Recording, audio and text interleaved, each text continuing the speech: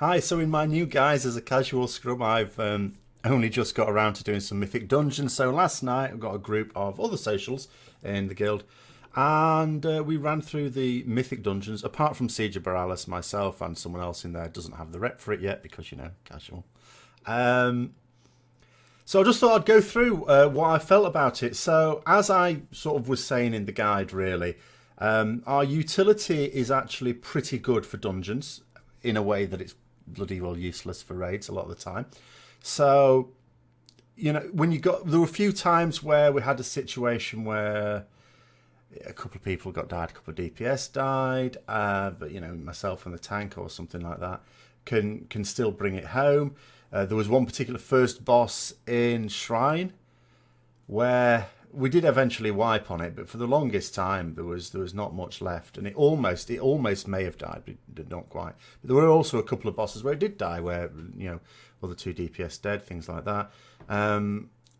Because you've got the ability to sort of heal every now and then. Word of Glory is super useful. It's the first time I've used Word of Glory in Battle for Azeroth because I've been using Selfish Healer, which is what I call it now. The Selfless Healer doesn't make any sense anymore because it used to be called Selfless Healer because it used to do more healing if you used it on someone else, whereas now it doesn't, which means it's absolutely fantastic for soloing, which is basically what I've been doing. But it also includes just if I sign up for heroic dungeons, or I did a sign up for one island. I'm not repeating that process again, because I'm thinking to myself, look, I'm going to die otherwise. I'm not going to keep myself alive with the Word of Glory. But in a proper group where people are actually going to behave like a team, then you've just got to assume that the healer has got your back and go with Word of Glory, because that can be useful in so many situations. And it absolutely, I think was. It's like anything else I always say with healing, you can never be totally sure that you've saved lives unless the healer is dead, and certainly no one else is going to heal from any other source. But generally speaking, when it's really low, you just fire it off and you just think to yourself, it may have done. And if you do it enough times, at some point you're probably going to, in a dungeon, be saving the situation whereas you wouldn't ordinarily. So that's a complete lifesaver. And of course, in a dungeon, it's also much easier, I think, than in a Mythic raid where everything's so tight, to fire it off anyway and damn the loss of a Templar's Verdict or a Divine Storm, because it's definitely going to be worth it, because each person you save is proportionally much greater than in a raid. In a raid, let's say you save 3 people, whether one of them be yourself or not. You've saved about 1/7 of a Mythic raid, whereas in a dungeon, you've saved 60% of the dungeon group. Cleanse toxins, especially useful, actually. There's quite a lot of poisons and diseases out there. Some of it's really nasty. In Temple, for example, there's like a hunter serpent, or whatever it's called now. The sting, wyvern sting or something. But basically a poison that puts you to sleep for a bloody long time. And I remember, so I was cleansing that off people that had it done on them, and then I got hit with it, and I was going, why did the bloody healer doing it on me? Because they were shaving. I didn't realise that they can't actually deal with poisons. I'm sure they used to be able to, but they can't anymore. So yeah, but what it meant was, okay, if it happens on me, there's not a lot can be done about it. I can bubble out of it. I was actually, noting that in Legion, I had 2 ways of dealing with a stun. And now in Battle for Azeroth 5, no ways at all. Because we used to have the Ashbringer and Unbreakable Will. Was it called that? I'm pretty sure it was called that. But also I was human, so I had the human racial. Now I don't have anything. I'm useless Blood Elf. Actually, it's not that useless. Arcane Torrent in a few situations is super overpowered. But nonetheless, so I used to be able to just break out of stuns like that. Can't anymore unless I use Bubble. But we do at least have that. We do at least have that capacity. But yeah, cleanse toxins. I mean, I think it's always been useful in dungeons. There's always been a lot of situations where a disease or a poison is something that you want to remove because it's actually quite harmful. It's not always just ticks for a little bit of nature damage. Sometimes it can affect your stats quite badly. It'll be quite debilitating in some other way, especially if a tank gets a right load of stacks on them. The ability to just remove it like that is super useful. When it came to talents, the sort of ones I decided to take, I went with Zeal, of course, because I was thinking largely in terms of trash. I thought in terms of both the danger of trash, but also the time we're spending on it, better to gear myself for trash rather than bosses. I thought the bosses are largely going to be okay, which I think they were. So Zeal in that particular case. Of course, Righteous Verdict would be totally useless except on bosses. And even then on bosses that was just pure single target. And Execution Sentence still, you know, not totally happy with. Tuning, even Blizzard have said, but I've been saying for a while, tuning, of course, is not done yet. It's not going to be done until a couple of weeks into the raids.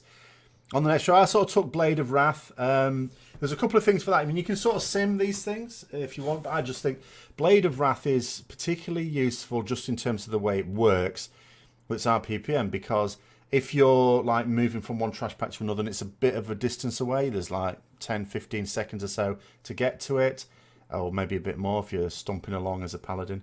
You know, you're much more likely to get those procs because it's been a little while since you've had procs.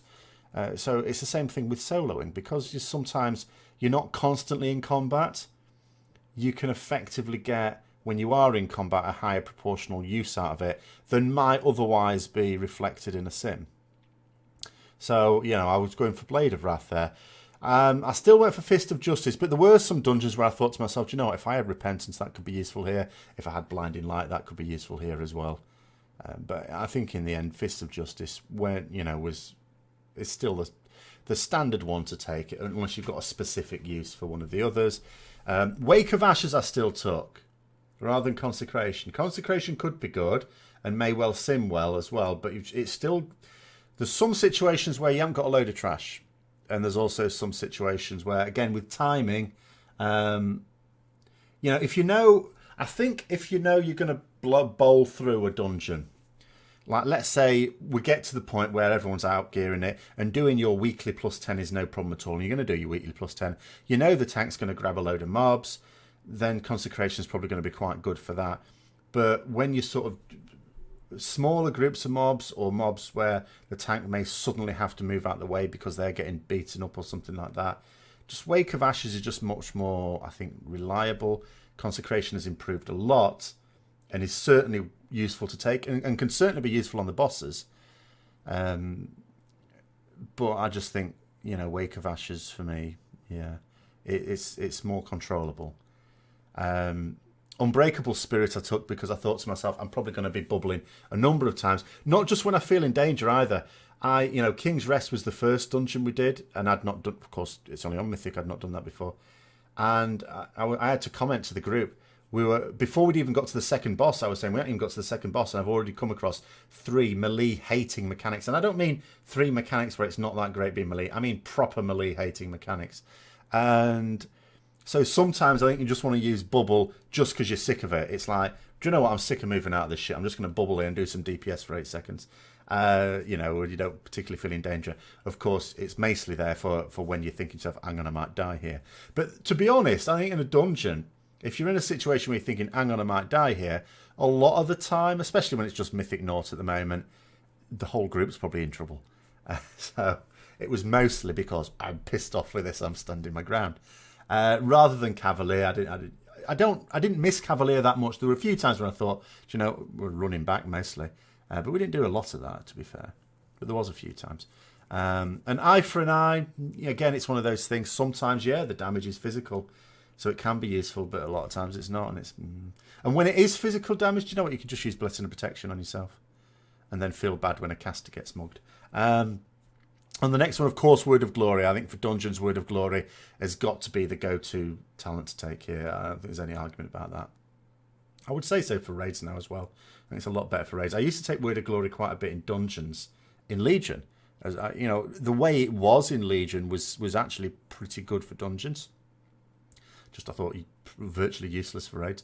Whereas now, not completely useless, but you know, there were some situations where I took it. Whereas now I think for group work in general, Word of Glory is so useful.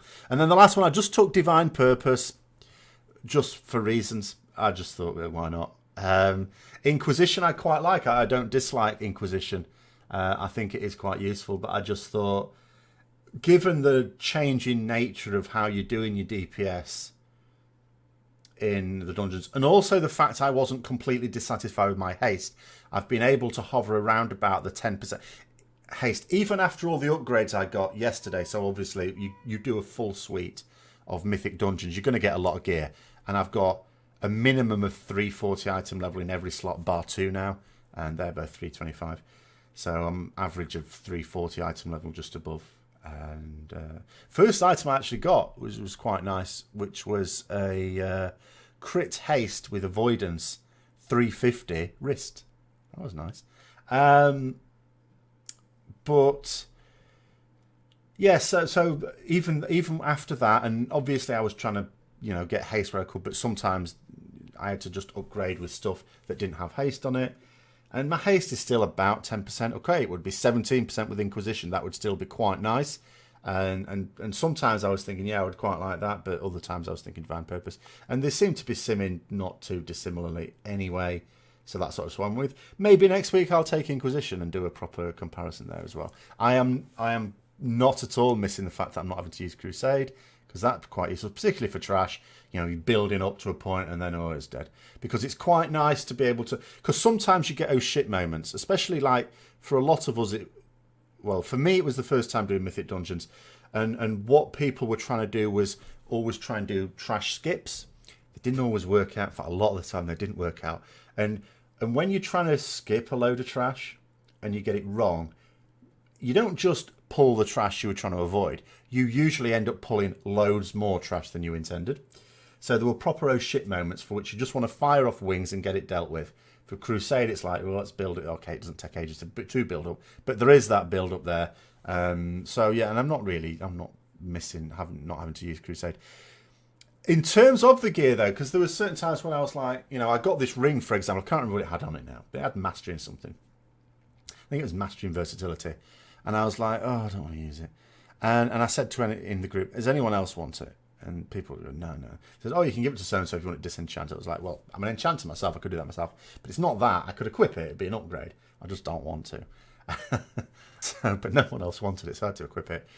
But this is the thing with your stats. It's like, what are your biz stats? Remember what I say, of course, it's very personal to you. You should sim yourself. But, I just did a couple of quick stat weight sims on raid bots with myself. And, if you look at the Hectic Ad Cleave ones, which is fairly useful for going from trash pack to trash pack, I feel, you can see there, obviously, thankfully, strength is significantly ahead of the others. So for any slot that's not a ring slot, you're looking at item level being pretty good. So equip it, even if it hasn't got your best stats on it. But then you can see Mastery is looking the tastiest. It's significantly ahead of everything else. Haste, of course, being in second place, because I could still use more. But, and Crit right at the bottom. So you think to yourself, oh, well, bit of Mastery, get a bit of Mastery in there. But then you look at the patchwork type thing, which is a bit more useful for bosses. And bosses have to be treated seriously as well. And you look at then, Haste is at the top. But Mastery is right down at the bottom. Crit's still quite low down. I think the reason for that is because I have quite a lot of crit. Remember, the way these things work as well is they're fairly close together a lot of the time if you've got, a nice balanced set of stats. So if you start to get one particular stat, a lot of one particular stat, then you get diminishing returns on getting more of it, because more of it is proportionally less than getting it on something else. So I've got quite a lot of crit, a lot of my pieces, because I have quite a lot of crit haste pieces, and even after the upgrades, I've still got a fair few, and a lot of the other pieces where I haven't been able to get haste on it, I've at least been trying to favour getting crit on it. So I've got quite a bit of crit. So that probably explains why it's a bit low down on both of them. It's like, well, you've sort of gotten, you want to start getting a few more other things now, but yeah, that Mastery would be at the top for Hectic Ad Cleave, but at the bottom, and significant margins as well. On the ad fight, you sort of think to yourself, well, again, what do you look at? I mean, if you still see trash as being the key thing when it comes to both success and time for doing the dungeon, then I'd be looking at it and thinking, well, I probably should get some more Mastery. I certainly shouldn't be turning it down. Maybe some haste Mastery pieces would be quite nice. And and maybe I will do that. And again, it'd be one of those things where once you're getting into your Mythic pluses properly, you really need to, and this was the same in Legion, I said this in Legion, you need to be identifying what is your key barrier in this Mythic plus for beating the time. because that's going to then become important. Is it going to be the bosses or a particular boss? In which case, gear for that particular boss. Just don't worry about the fact that you're gearing for one boss and that might sound silly. If that's your key barrier to succeeding your time trial, then do that. Same when it comes to Azerite traits. I mean, my bag's already full. I'm already collecting a right load of different Azerite armor, which I'm not getting rid of for a number of reasons. One, because you can then use different traits and swap them in and out for different dungeons once we get to doing Mythic pluses. But also because then I can use some for off-spec as well. Should I ever think to myself, maybe I'll need to be a tank at some point. But, you know, and then you can think to yourself with certain other Mythic pluses, no, actually the trash is the right arsehole. There are certain times when we're going to have loads of trash and it's really nasty and we keep pulling loads and loads of it. And I'm going to need to gear for AoE for that, whereas the bosses are actually straightforward. When we get to the bosses, other people, you know, the group will be able to deal with them. So I'm going to say, well, I'm going to gear then for the trash. So it'll be a case of thinking of that and having different sets for the different situations as well. But for the here and now, when it's talking about just Mythic dungeons, which it still will be for another week, won't it? Then I'm thinking mostly in terms of trash. The trash is the main barrier when it comes to time, certainly. So, you know, I'll be looking at this and thinking to myself, yeah, I shouldn't be